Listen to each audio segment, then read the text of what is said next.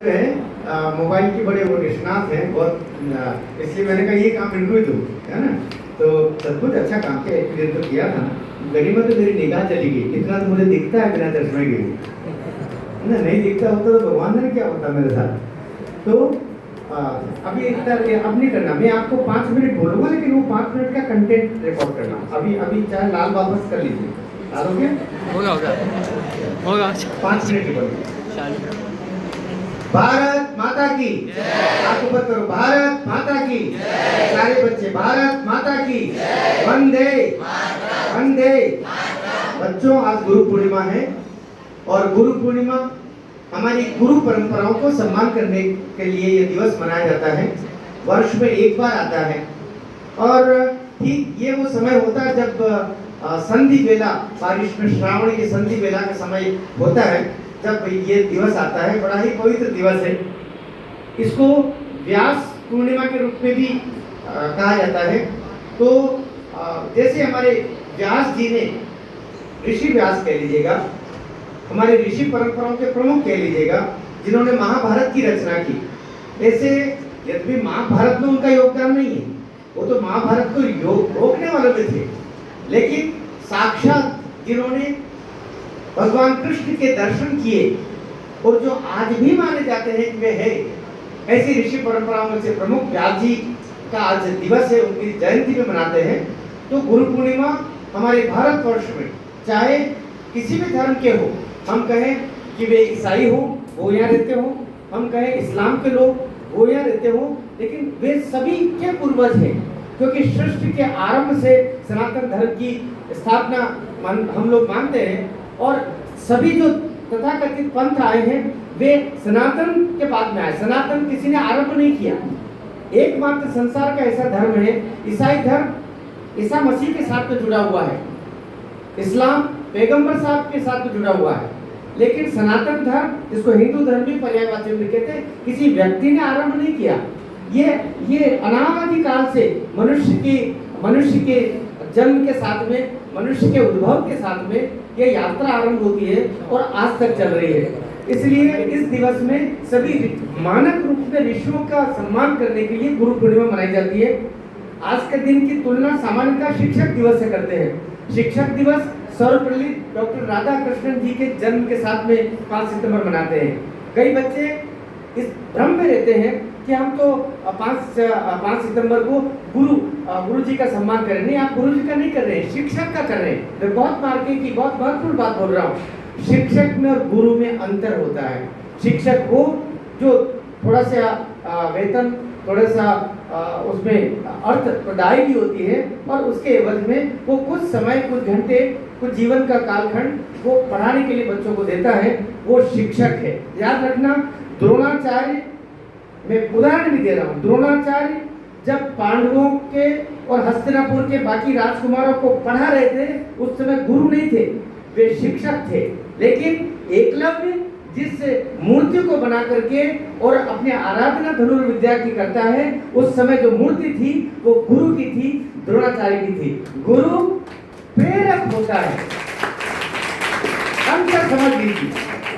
गुरु कोई भी हो सकता है, बहुत छोटा बच्चा हो सकता है। हमारे आदि गुरु शंकराचार्य जो केरल के छोटे से गांव में हुए, ये बताइए 32-34 साल में तो इस संसार से छोड़ करके चले गए, छोटा सा गांव से निकले, लेकिन उन्होंने आपके 12 ज्योतिर्लिंगों की स्थापना की।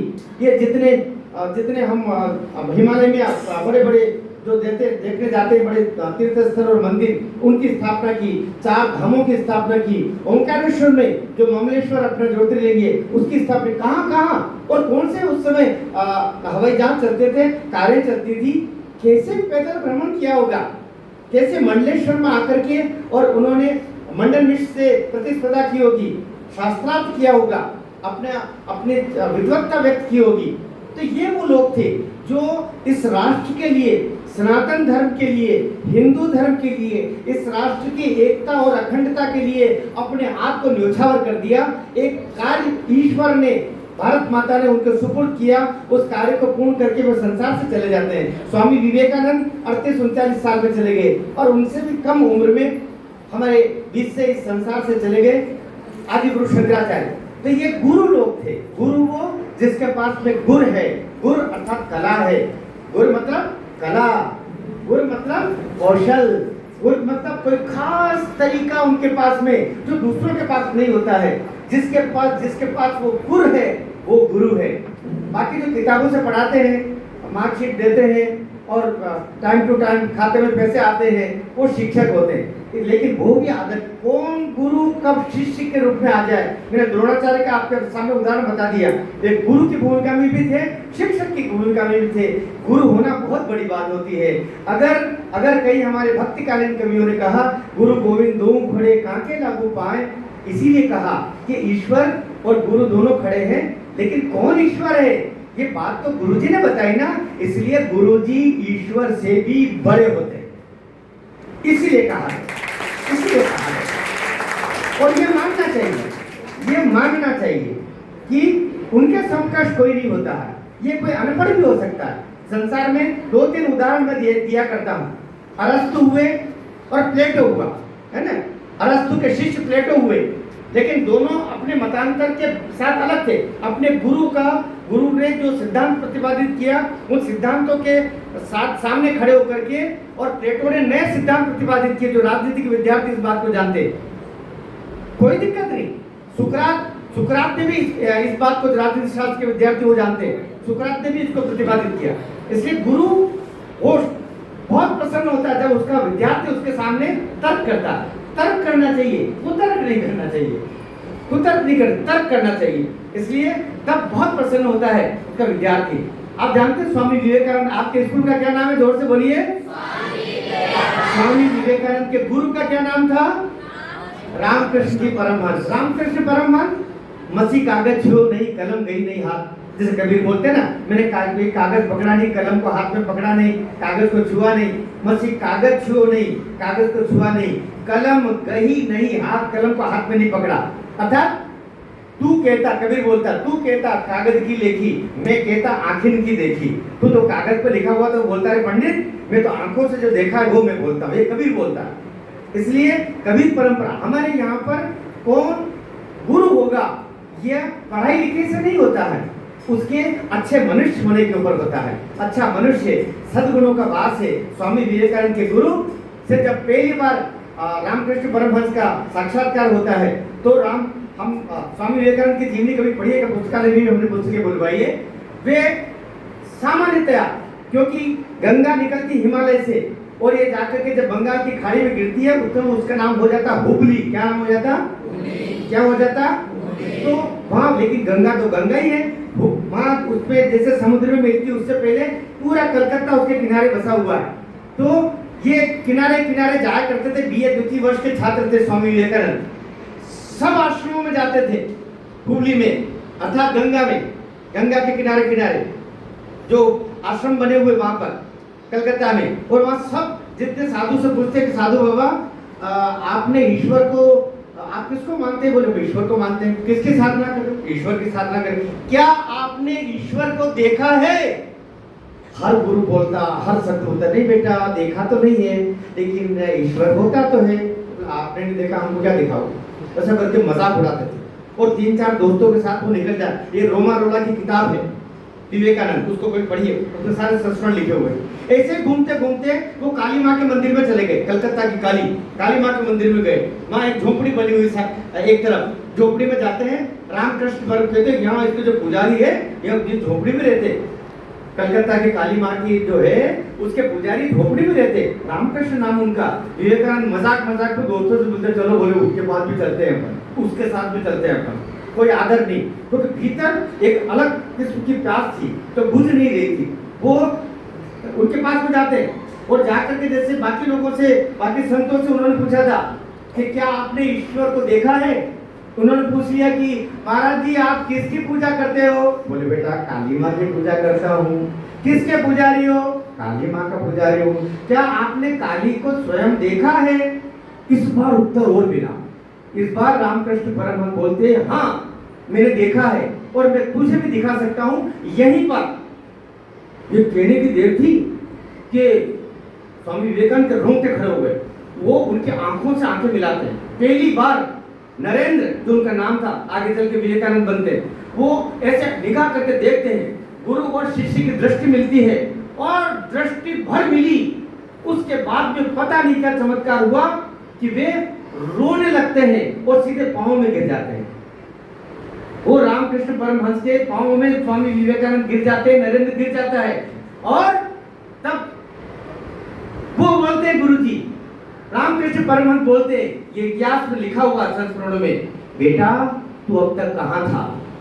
अर्थात गुरु शिष्य की खोज में था, शिष्य गुरु की खोज में थे, दोनों मिल जाते हैं और ये प्रकारांतर से संसार में गुरु शिष्य परंपरा की एक इतिहास लिखा जाता है। कभी आप जाइए, अभी कन्याकुमारी कभी जाएंगे तो वहां पर आपको एक स्टेचू है, विवेकानंद रॉक बोलते हैं। जब वो 1992 में जब वहां गए थे शिकागो सम्मेलन में, तब वहीं पर उनको प्रेरणा प्राप्त हुई थी। वो जब अभी वहां कभी आप जाएंगे, वहां पुस्तकालय 1.5 लाख किताबें, कन्याकुमारी के बिल्कुल किनारे पर, कन्याकुमारी बोलते हैं उसको तमिल, उसमें तमिल में। तो वहां जाएंगे, वहां पर आपको लगेगा कोई रामकृष्ण भगवान, ये कृष्ण भगवान फलाने फलाने इनके मंदिर नहीं, कुछ नहीं। वहां आप रॉक पर जाएंगे, आपको मंदिर है, लेकिन मंदिर के बाहर उस आंगन में स्वामी विवेकानंद का स्टेचू है, हाथ जोड़े हुए, और मंदिर के अंदर ये स्टेचू जिसके हाथ जोड़ रहा है वो कौन है? वो है अनपढ़, उनके गुरु रामकृष्ण परमहंस अपने गुरु को प्रणाम करते हैं। बेटा गुरु शिष्य की परंपरा को देखना है तो कन्याकुमारी जाकर के स्वामी विवेकानंद रॉक पे जाकर के, ये वो देश है। आपके मन में अगर आदर भाव अपने शिक्षक का नहीं है, शिक्षक को आप तो गुरु मानिए, ये शिक्षक का दायित्व बनता है कि वो गुरु बन के दिखा। गुरु बनने के लिए अपने आप को झोंकना पड़ता है, अपने आप को मारना पड़ता है, अपने आप को माँ बनाना पड़ता है। माँ जैसे माँ बनना क्या होता है? आपने कभी बिच्छू को देखा? किस बच्चे ने देखा? किसी नहीं देखा, एक आध ने देखा, किस्मत वाला है ना। दूसरी बार नहीं देखी, ये भी मैं ईश्वर से प्रार्थना करता हूँ। बिच्छू को देखिए, जो मादा बिच्छू होती है ना बेटा, बायो के विद्यार्थी किधर बैठे हुए, हाथ ऊपर करो। ये पढ़ना और ये कुर्बानी का, बलिदान का, दुनिया में माँ का सबसे बड़ा उदाहरण मिलेगा। जो मादा बिच्छू होती है ना, उसके जो बच्चे होते हैं वो अपने पीठ पर डालती है उनको, और धीरे धीरे करके क्या खाएंगे वो बिच्छू, जो मादा बिच्छू होती है उसकी पीठ पर वो बच्चे रहते रहते, उसी के बच्चे धीरे धीरे पीठ को काटते काटते काटते काटते माँ का सब मांस और खून पी जाते हैं। जब पूरी तरीके से जैसे वो बच्चे खाते खाते खाते मांस और अपने अपनी अपनी अपनी माँ का, बिच्छू का, मादा बिच्छू का, और वो तब तक इतने बड़े हो जाते हैं, वो जैसे ही बड़े होते हैं तब तक माँ के प्राण निकल जाते, माँ मर जाती। ये उदाहरण है। इसलिए टीचर्स, इसलिए शिक्षक गुरु बने तो माँ बने। आप माँ बन जाए, फिर कोई शिकायत आपके न माता पिता के घर जाएगी, न थाने में जाएगी, न दुनिया में जाएगी। आप शिक्षक लोग माँ बने। मैं ये प्रार्थना करूंगा, बच्चे अपने शिक्षक में गुरु को तलाशें, अपनी माँ का कहीं न कहीं उनके जो गुण होते हैं उनको देखें, और शिक्षकों के भीतर भी ये ममत्व का भाव आए, बलिदान का भाव आए, जैसे उस मादा बिच्छू का स्वयं जीवन कुर्बान करके अपने बच्चों को करीबी वो सबल बना देती है, समर्थ बना देती है, जीवन में जीने लायक बना देती है। इस तरह शिक्षक भी वही करता है, अपने बच्चों को इतना योग्य बना देता है, इतना योग्य को अपने कौशल से, अपने समय से, अपने मार्गदर्शन से, कि एक दिन वो बच्चा उसके सामने कभी बहुत बड़ा होकर के आगे खड़ा होता है तो हमारे जैसे चश्मा निकाल के देखते हैं, बेटा तुम कौन हो, या मैडम है तो देखिए बेटा कौन हो आप? बोले मैडम आपने हमको पढ़ाया था, आज मैं अमेरिका का राष्ट्रपति हूँ। क्यों नहीं हो सकता? भारत का प्रधानमंत्री राष्ट्रपति बनना तो बहुत छोटी बात है जी। अमेरिका के बनो, मेरी ये शुभकामना है। और आज का दिन हमें ये प्रेरणा देता है कि हम अच्छा मनुष्य बने। अच्छा मनुष्य बने बिना हम अच्छे भारतीय नहीं बनेंगे, अच्छे भारतीय नहीं बनेंगे, अच्छे विद्यार्थी नहीं बनेंगे, अच्छे मनुष्य नहीं बनेंगे। इसलिए आप अच्छे मनुष्य बनो, अपने माता पिता का भी सम्मान करो। जीवन में बहुत बहुत शुभकामनाएं। मुझे बोलने का मौका दिया, पूरा रिकॉर्ड भी हुआ, उसके लिए सर को भी बहुत बहुत धन्यवाद। एक बार जयकारा करते हैं भारत माता का। भारत माता की